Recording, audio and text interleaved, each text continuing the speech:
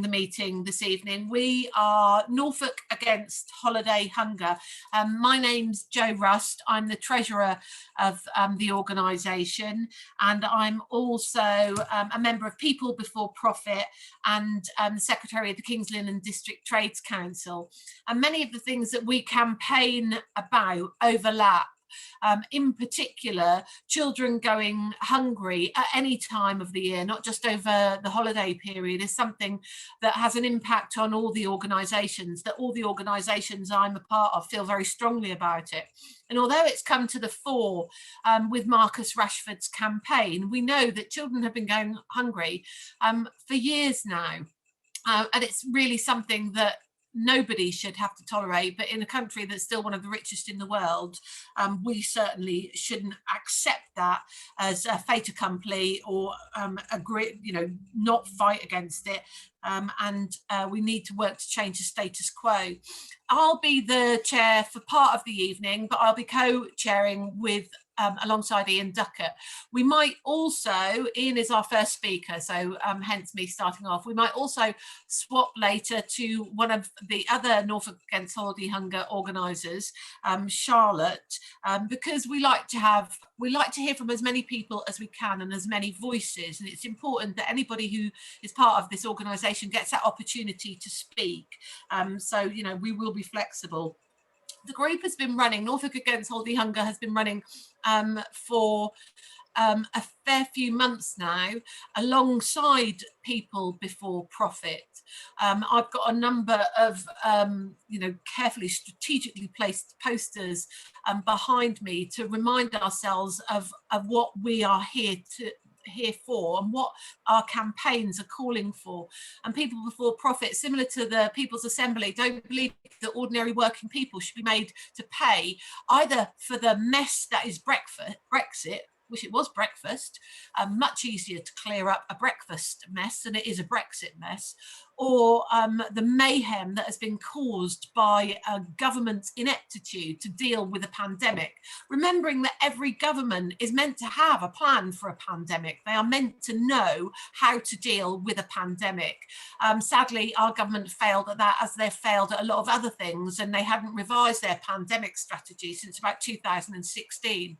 And People Before Profit feel strongly that they should be held responsible for the mess that we're now faced with, and not ordinary working people.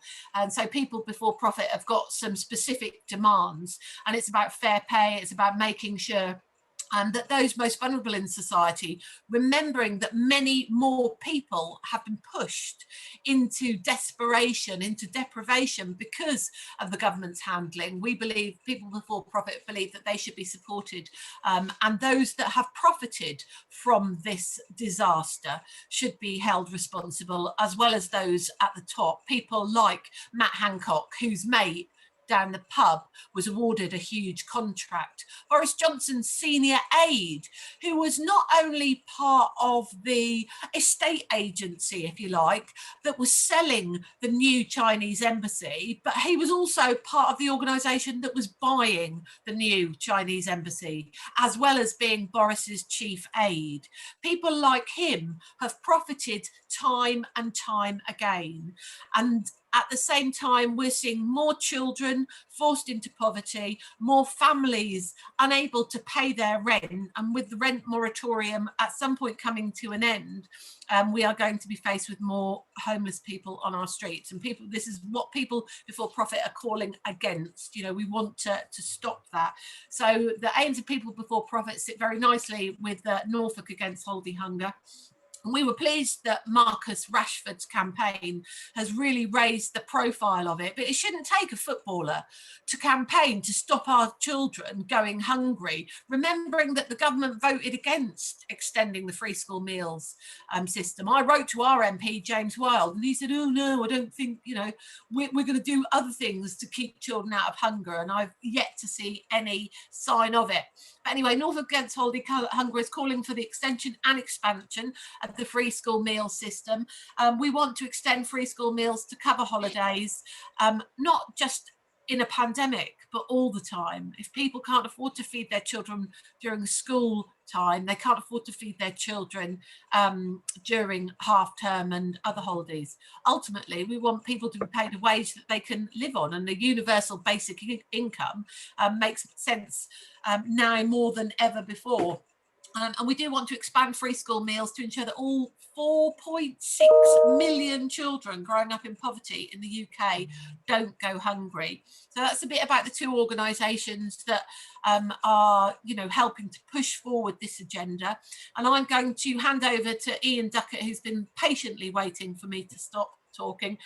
Ian, as well as being a member of the Norfolk Against Holiday Hunger and other organisations, which I'll let him set out to you, he's going to be speaking from a Socialist Educational Association perspective. So over to you. Thank you, Ian. Thank you, Jo. Good evening. And as Jo said, I'm representing the Socialist Educational Association here now, but I am also a committee member of Norfolk Against Holiday Hunger, and I'm involved in that really because I'm the delegate of the Norwich and District Trades Council to it. And just to complete the picture of me, I'm also active member of National Education Union in Norfolk. So in terms of the Socialist Education Association, why are we here? Well, we're here because we embrace the twin aims of the Norfolk Against Holiday Hunger and stand solidly with NEU and other bodies that are supporting those activities. And as Jo's already said, the aims are twin. There's the extension and the expansion. In terms of the extension, largely because of the work of the Marcus Rashford campaign and the many associates of that, and other work being done by the NEU, there's a lot of progress been made on that. When we first mooted having this meeting, we did say we wanted to emphasise the second aim of the campaign, which is the expansion, and that's the one that we really need to get our teeth into now because it's equally important. So that's that's where we're coming from as a campaign. In terms of my own role in it here tonight with the Socialist Education Association hat on, we've promoted the work of Norfolk Against Holiday Hunger and have sought to through our networks and publications have written about it, publicised it, and have encouraged groups in other parts of the country to take up similar positions. And there has been some success in other parts of the country, in London, in the East Midlands, and other places where the local anti-hunger campaigns or child poverty campaigns have been working together with other bodies like People Before Profit and a range of other local organisations up and down the country. In terms of my own commitment to this as a cause, that I learned a long time ago that a child that is hungry is a child that is not going to be learning very much, and you can't even begin to think about the education of children without making sure they've got something in their belly. And I noticed as a young teacher, I got involved in a project in I wasn't that young actually, a youngish teacher. Was working in Slough at the time, and we pioneered one of the very early breakfast clubs, which was a new idea then, and the difference that made. It was fun. There was a group called Slough Education Action Zone, which was part of a national kind of initiative under New Labour, actually, before it went bad, to kind of to tackle those kind of issues. And that was my first active involvement in it, and it was hugely successful. And then, of course, with many initiatives, the novelty wore off and it became forgotten. But I've also had been involved in a range of other similar projects since that my last job in London was running a learning centre for kids that were from very deprived backgrounds in South London. And again, the huge impact that food had on their education is certainly something not to be kind of ignored. Ranging from, we worked with a lot of youth workers who just go onto the estates with a few pizzas, sit down, and in no time there were youngsters queuing up to engage with them. Again, we always provided meals, breakfast and lunches for youngsters to come in, and in many cases that was the only reason they were coming in. But then you can educate them by stealth once they're there. And then my last full-time job, just becoming ever more local, from Slough to London. I'm now going to take you to Suffolk on the third part of my education and child poverty odyssey. My last full-time job was working as in Suffolk for the local authority in Lowestoft on family literacy and family learning project, which had at the heart of it again food, and it was very much about bringing families together that were deemed by the local authority to be dysfunctional for a whole range of reasons, which I wouldn't like. I don't use that term myself, but that was what enabled them to access the project, and on that project they were able to kind of learn food and nutrition skills alongside literacy and education.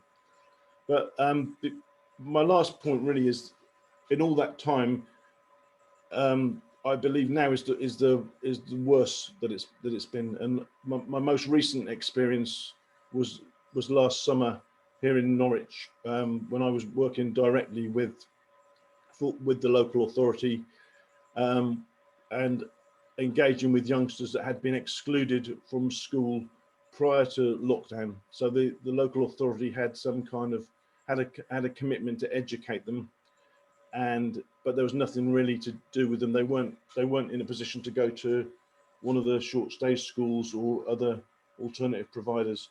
So that was really very much a safeguarding child protection job, and the youngsters that were engaging with that program were really engaging with it only to get their Aldi meal deal voucher.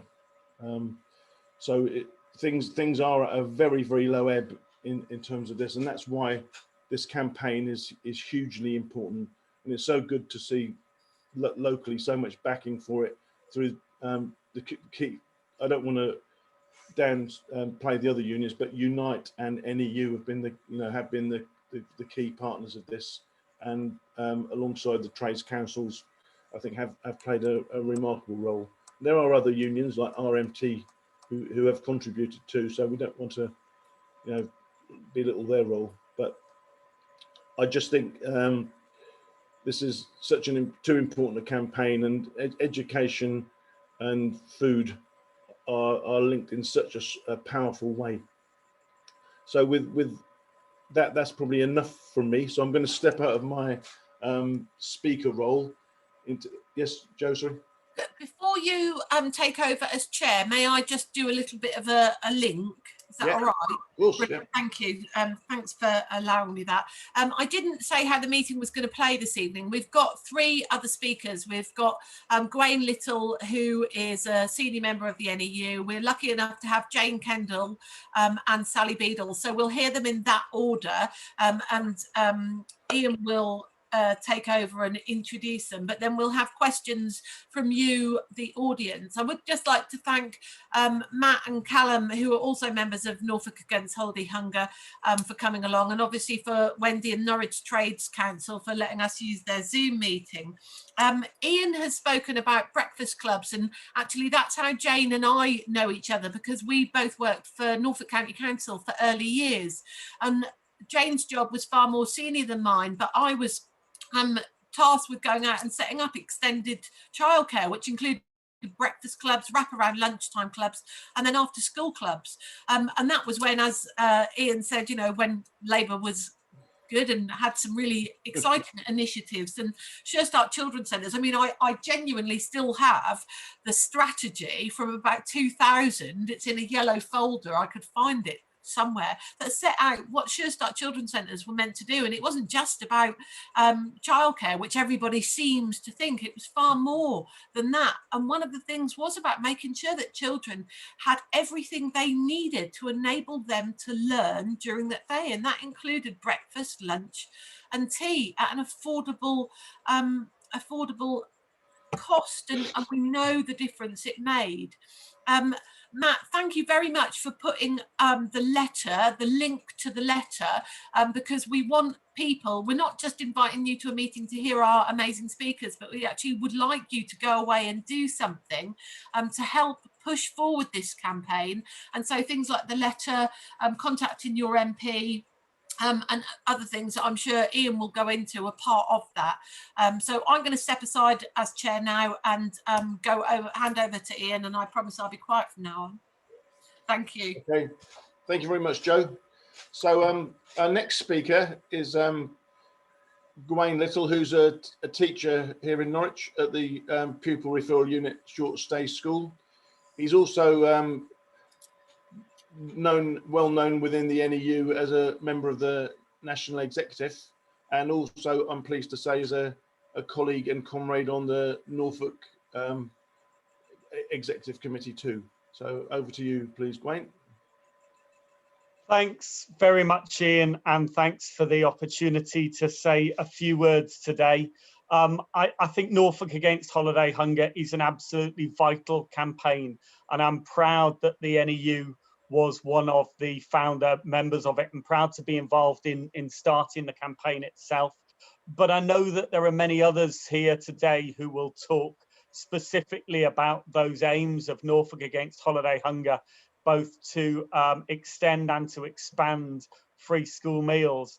So I wanted to look a little bit more at the broader context within which all of this sits and some of the broader issues related to child poverty. We have 4.2 million children living in poverty in the UK. That is around 1 in 3 children in the population.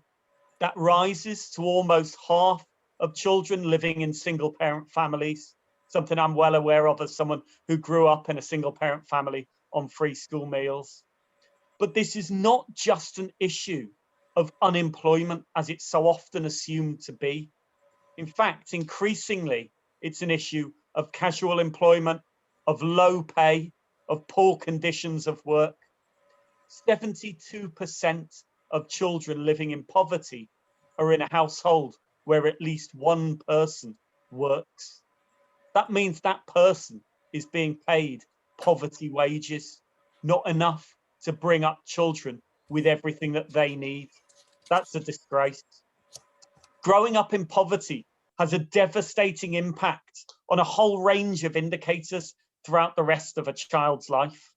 In 2015, 33% of children entitled to free school meals got 5 good GCSEs, as compared to 61% of other children. Living in poverty in the first 7 years of your life leads to approximately 20% lower on cognitive development scores. Those living in the 10% most deprived neighbourhoods in Britain die 9 years younger than those living in the 10% least deprived areas.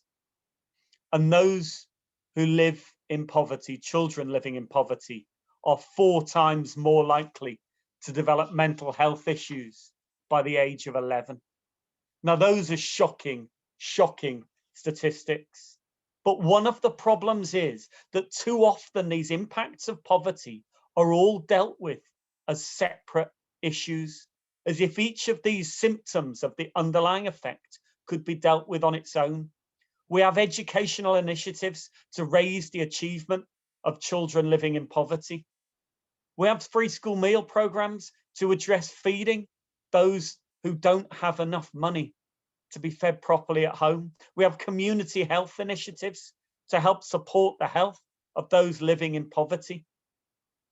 All of those are vitally important. And this campaign is vitally important. But it does sometimes feel a little bit like we're ignoring the elephant in the room. What about ending child poverty?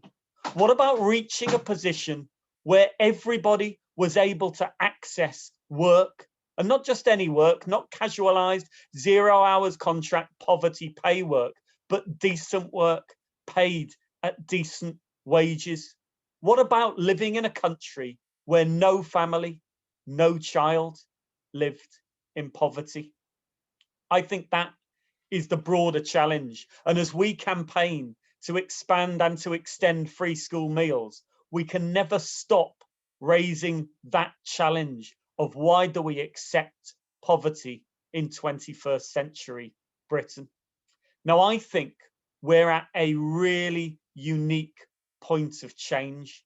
This terrible crisis, this pandemic that has done so much damage to our children, our families, our society, has prompted from many quarters a rethink about what childhood looks like, about what life looks like in 21st century Britain. 80 years ago, the Beveridge Report commissioned to look at living conditions across Britain became the move that kick-started the post-war welfare state. People responded to a terrible crisis by rebuilding a country in which your health, your education didn't or shouldn't rest on how much money you had. Is it not time for us to once again look at the conditions we live in, coming out of this terrible crisis, to rebuild Britain, but to rebuild it on the basis of solidarity, to rebuild it on the basis of decent work that pays a decent wage, and to rebuild it on the basis of a society which no longer accepts inequality and poverty? That's why this campaign is so vital, because it raises those issues in a practical way. I would urge all of you to give it your full support.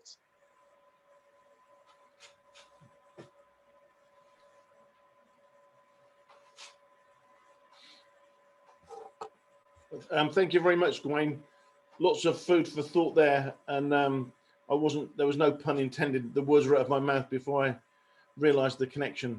But thanks very much for putting the NEU position and your own personal commitment to those very, very important matters. So our next speaker is Jane, and am I getting the order correctly? Yeah. Next speaker is Jane, who's a Senko and a teacher in a school in a primary school in West Norfolk, and she's going to be giving us her views on the topic now. Thank you very much, Ian. I'm not sure I can speak as eloquently as Gawain, but I have to say I completely agree. What really struck a note is the 1 in 3 children. When I was sitting thinking about what I was going to chat about, I looked at all the facts and statistics and decided actually against that, and decided just to talk about my personal experience. I think COVID really highlighted to me the breadth of the problem. So I had an understanding that children lived in poverty. I was well aware of that, particularly in my area. But to me, it was surprising how many parents came forward and asked for support and help. I'm very fortunate that I'm an early years teacher. So we did welcome parents in, and they were very open and honest about their situations. I've been teaching 20 years, and never in my 20 years have I come across the situations that I've come across now. And every week, I think I can't be surprised, and every week I'm surprised again by the situations parents are facing. One of the key things was the number of parents that were coming forward. So as Gawain said, it's not unemployed parents, it's not parents who are on benefits and trying to seek work. It's a wide breadth of parents who, for a wide range of problems and issues that have cropped up that are highlighted by COVID, have come forward and asked for support. I'm really, really, really lucky that I live in quite a small village. But that has meant that I know lots of parents and I have lots of contacts. As Joe said, I worked with Joe back at Norfolk County Council, worked really closely with the children's centres as were, and I've kept a lot of those contacts in very different roles. So I've made links with the food bank. I've made links with charities such as Baby Basics, where parents are actually having to come forward and ask me if I can support them in getting clothes and food for their babies, because they have to make a choice as to whether to feed their older children, buy electricity or gas, pay the rent, or buy baby clothes. And if they know they can get clean, decent baby clothes from a charity, that's what they're choosing to do. I've also worked really closely with the National Childbirth Trust, again from a previous contact, who've helped with clothing older children. As COVID has gone on and on, lots of these parents have found their children have outgrown clothes. So again, they're having to face, do I buy food or do I buy clothes for my older children? Only last week, I had a frantic phone call from a parent who is a parent. She's a key worker, her husband is a key worker. They're on very poor wages, but minimum wage. And she asked me what I could do. Her child was due in school, but he'd broken his last pair of trainers. And so we ran frantically around and I delivered a pair of trainers to this child, to this family. And I know what courage it took for her to ask for that. I think food bank vouchers have been amazing. Again, one of the problems my parents have is that they can't actually get to the food bank centres. So if you haven't got a car and you don't run a car, perhaps taking 2 or 3 children on a bus ride, which costs you money to get the food bank to get to the food bank when you've got your food bank vouchers, is again a huge issue for people living in rural areas, and again has affected our community really badly. I think that perhaps one of the startling things is I still purchase lots of resources for my classroom. I've spoken to Joe this week about it and said I would never begrudge buying resources for my children's classroom. However, I'm buying food. So never in my 20 years of teaching did I think that I would be buying food to prepare breakfasts and add to children's lunchboxes. My staff are incredible, and we have a fridge in the classroom now where we fill it with food we buy to support those children who've had minimal breakfast or haven't had breakfast, and often they haven't had a decent meal the night before, so they come in and they're not just hungry, they are starving hungry. And I have parents openly saying they are missing meals to feed their children. On one occasion, a parent had missed 3 meals the previous day to feed her child. And she is employed in a decent job, but she is struggling. One of the issues we have is funding cuts to schools. So what were decent breakfast clubs, we're now having to put those resources in other places to try and ensure quality of education. One of the issues that was highlighted by a parent during COVID was actually Tesco brand food was flying off the shelves. So all the supermarket brands were flying off the shelves. So her only option then was to buy a more expensive alternative, which unfortunately then meant she couldn't purchase as much food for her children. So I think there's kind of lots and lots of issues that have circulated around. And again, it's just to say that actually I spoke to my 12-year-old daughter before I came onto this, and she said, why are you getting dressed up? You're not going anywhere. And I explained what we were doing this evening. And she looked at me really blankly and said, if children don't have food and they're hungry, who would disagree with feeding them? And I suppose really basically, that's what we're about. Education has become more about making sure children aren't hungry and they have clothes and they have warmth at home to make sure actually they can learn. As Ian said, hungry children are not going to learn. So I suppose that's my personal experience of where we are, and I wholeheartedly support everything that we're doing to expand it and to extend free school meals for children.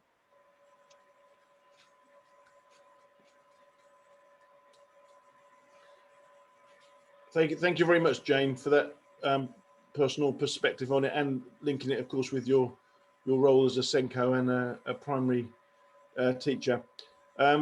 Your daughter's question is a very pertinent one, isn't it? sadly, there are people who don't believe that children being fed is a priority. There are plenty of people out there blaming the parents for not feeding their children, giving all kinds of reasons why they might not be feeding them. But even if they are, even if the nasty things they're saying are true, that's no reason not to feed a child, because whoever is responsible for the child's welfare, it isn't the child. So thank you very much for that input, Jane. So we're now moving to our fourth and final speaker. I've just lost Sally from my screen, so I hope she's still there. But Sally's speaking to us this evening with three different hats on. First, as a parent, and second, as a self-employed person who is falling through some of the gaps that the government are putting in place, and from a very unique position, which gives a very special perspective, I would say, on some of the things that are happening to children at the moment, as a children's entertainer. So, Sally, thank you very much, and over to you. Okay, thank you. Can everyone hear me okay? Because I've had to borrow a computer for this. Okay, brilliant. So I made some notes, but my phone is on low battery and it's going to go off every 30 seconds now. When it comes to things like this, I had a lot in common with the late great Sir Terry Wogan, in that no matter how much I rehearse something, I always bodge it up. So I wing it and improvise. So bear with me. My friend behind me is Bernard, and there's a reason he's there that is relevant. I live in a private rented house. It was all I could find when my previous landlord retired due to ill health. His wife was very poorly. His daughter was diagnosed with cancer. He sold up. Understandable. I'd lived there 10 years. He tried to help me find somewhere. This was all we could find. I found it in the end. There is damp behind that sheet that's up there. The back door is not secure and it doesn't close properly. And I'm living in a house that is in the condition that many people in private rented are in. But I'm trapped here. That's probably a completely different story. So let's get back to where we are and try and get my notes up. One of the things that Joe mentioned, I asked her sort of the remit for today, was what would I do if I had extra help? I think it's already been covered by, not very good at pronouncing names, is it Grain? Have I got that name? You've got your name right, have I said it right? Yeah, I was completely with what you said there. I was nodding away without even realizing, I think, till I saw the camera. What you were saying, it was all what I was thinking, to be perfectly honest. So to start from my own personal perspective, I grew up in Brentwood. My mother is blind. Her mum worked in a post office during the war years, picked up German measles, and mum was born blind.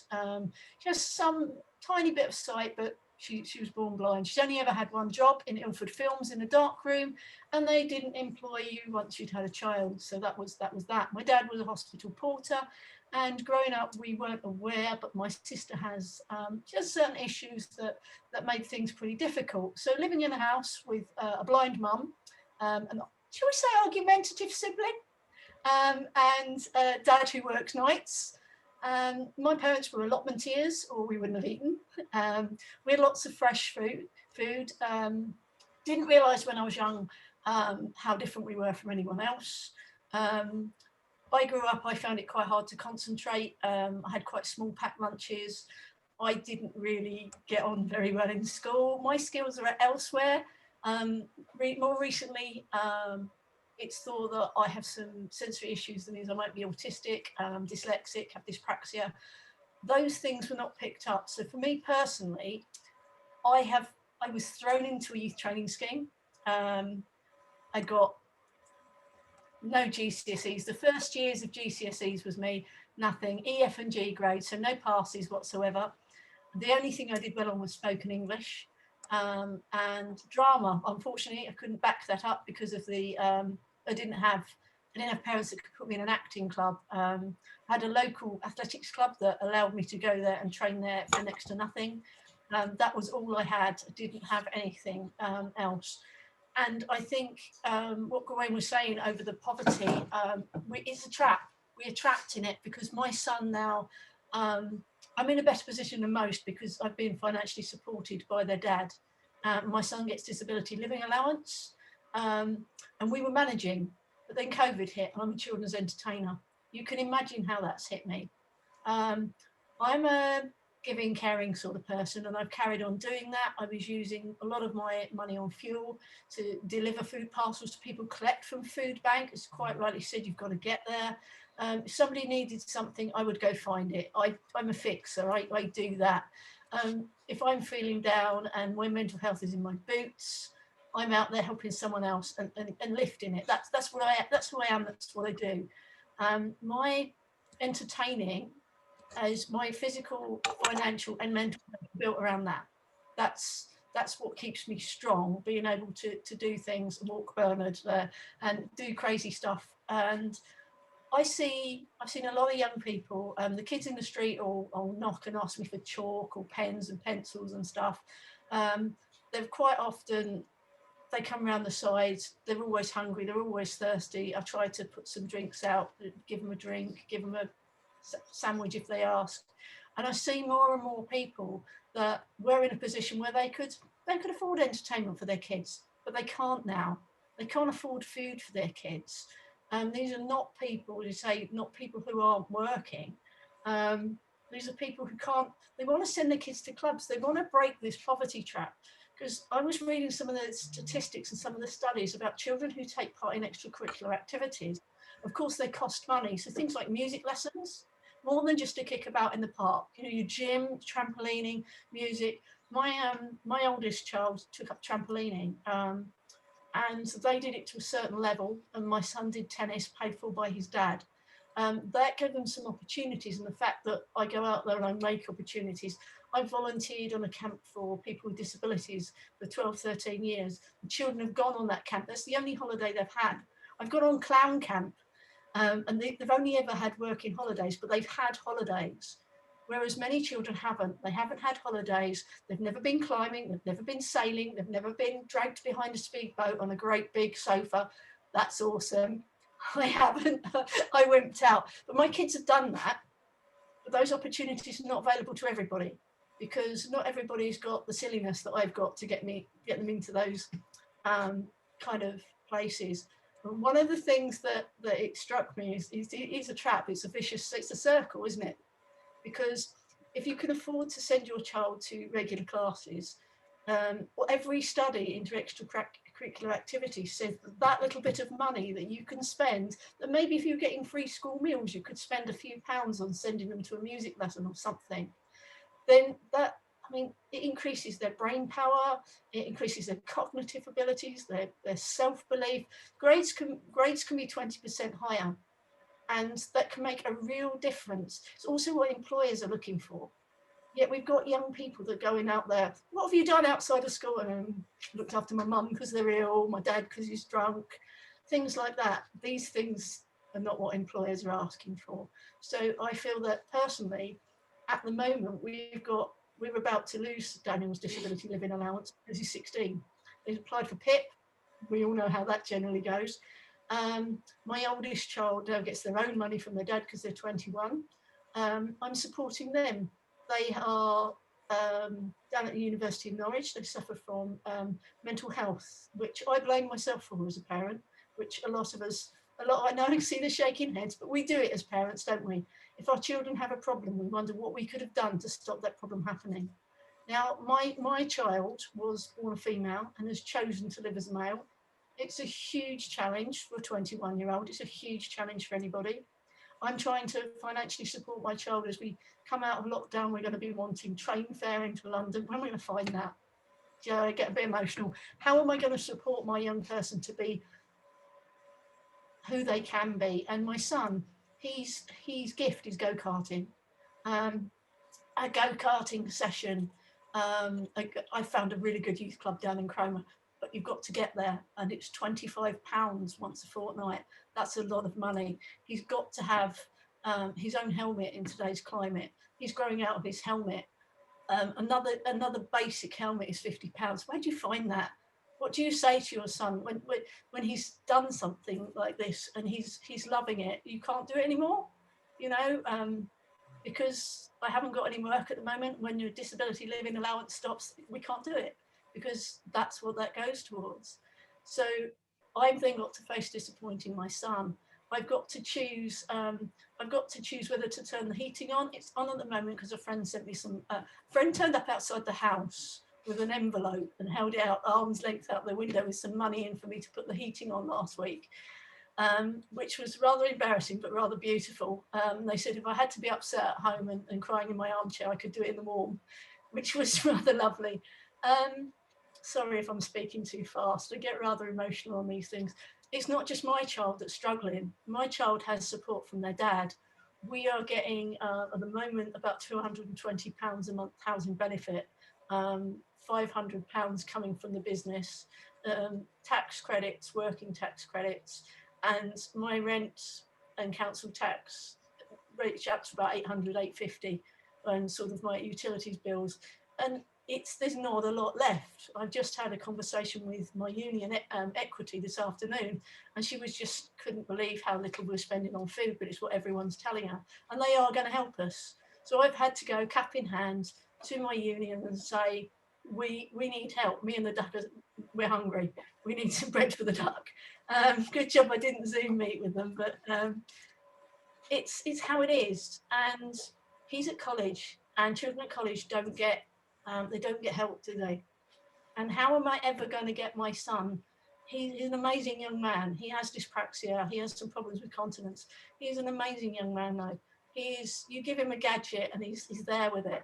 He's doing really well in his level 2. He's not doing so well with having to be at home because he's a hands-on person, but the college understand that, and the CWA are excellent. I had a wonderful conversation with the teacher who said you can't expect him to learn like this online.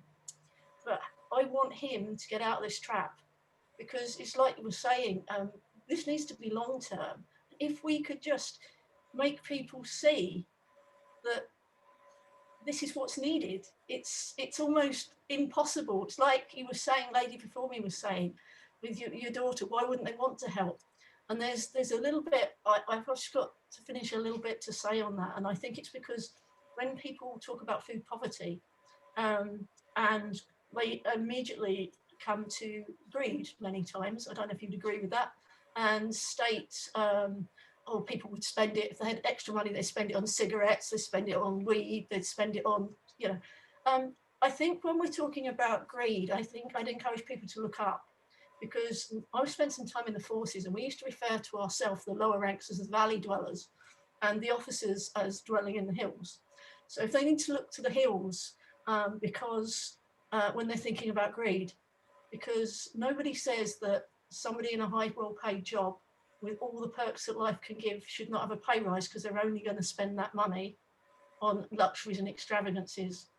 Yet they begrudge a hard-working parent a packet of cigarettes. When your kids are screaming, you've got nowhere to go, you buy a beer, and people say, we went to food bank and I saw them buying a beer, or I saw them at the chip van. Don't give them a food pass, or whatever you do. They bought a scratch card. I mean, come on.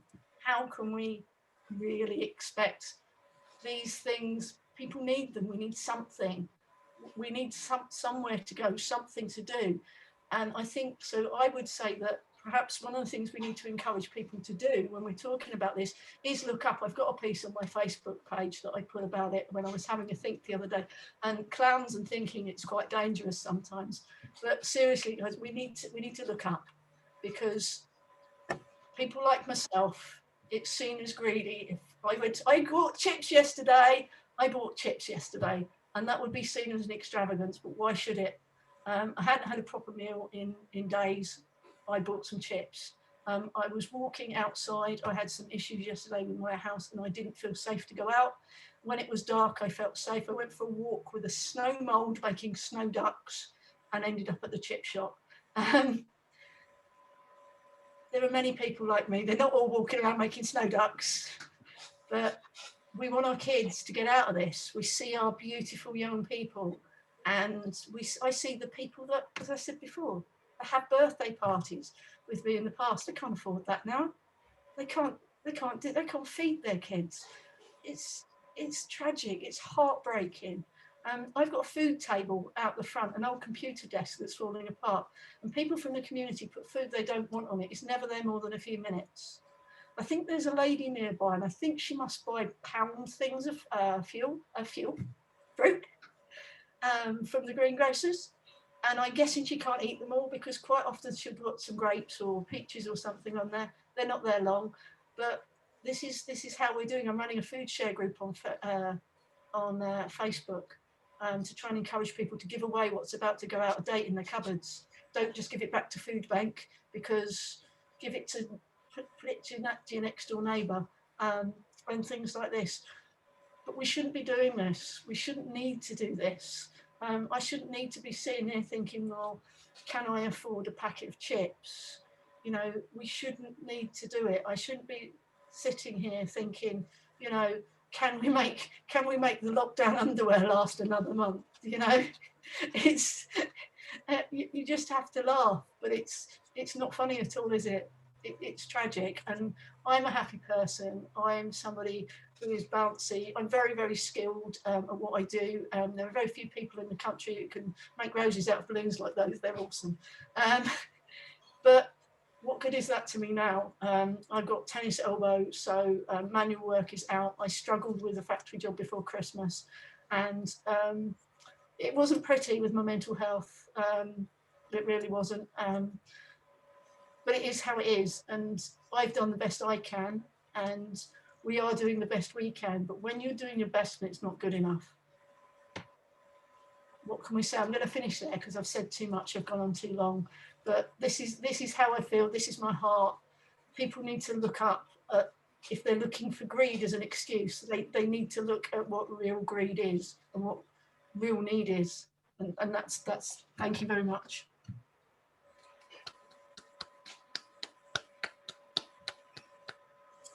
Thank you very much, Sally. That was very moving, and you weren't saying too much at all. You were saying lots of very important things that should be being said in other places too. So thank you very, very much for your input, and thanks indeed to Jane and Gawain as well. And I'm now going to hand over the chair back to Joe, and we're going to have a bit of time for some questions, I think, and discussion. Oh, sorry, could I just, there are two things I did want to say from my position in the chair before I depart. Really, three things really. One is that if you haven't been engaging with this campaign up until now, please do so. And we were really, this evening is really the sort of semi-official launch of the second part of the campaign, which is the part that's been less successful up to now, which is the expansion that several of us have mentioned during the course of the evening. And the third and final thing I want to say before handing back to Joe is please take a copy of the letter from the chat page, and that's also a big part of our next campaign, and that's going to be sent to the local press in the next few days as well. So in fact, it might have already been sent to some of them. So anyway, thanks again to all of our speakers, and back to you, Joe. Thank you. Thank you to all our speakers. Gawain, of course, you know, we hear you speak, it's always powerful and moving, and it's always so valuable to be reminded what we should have. But for me, hearing from Jane and from Sally, from people that are there directly at the coalface, that see it, that hear it, that experience it, this is exactly the message that we have to be getting out. Your message, not our message. I mean, we know how people like me and, you know, some of us are viewed, we're, you know, doesn't matter how it is, but we're seen to be the face of campaigns like this, and it shouldn't be. It should be you, Jane, and you, Sally, and people like Mandy and hopefully Elodie and Maxine and anybody else, because people will listen more to what you have to say. And if you say it in the same way you did tonight, I would defy anybody not to be moved to tears, because that was so powerful. And Sally, you're exactly right. Why are we looking at people and begrudging them, you know, a beer or some cigarettes, or like you say, scratch card or chips? Why? What is it that about human nature that wants us to strip everyone of every single shred of dignity, and then say, okay, you really do need help now, so we'll give you some, you deserve it now, you've had nothing. You know, people expect others, if they're in need, to sell a television that they might have brought when they had money, when they were earning good money. But once that piece of equipment has gone, they'll never get it back. You know, I condemn Norfolk County Council for selling off their county farms. You know, that's not a wise move. So I wouldn't expect anybody to get rid of the things that might be contributing a little bit to their sanity. Although what's on at the TV at the moment is, you know, EastEnders is really grim. Don't go there.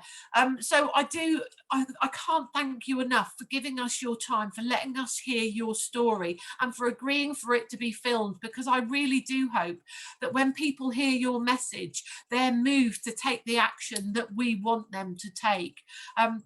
I would really like to open it up, because we've got people here that might have their own experiences, or that might want to ask Jane, Sally and Gwaine some questions. Of course, we're here that, you know, we can answer as well, but I think it's really important that we open the floor up and hear more from you. So, you know, if you've got questions,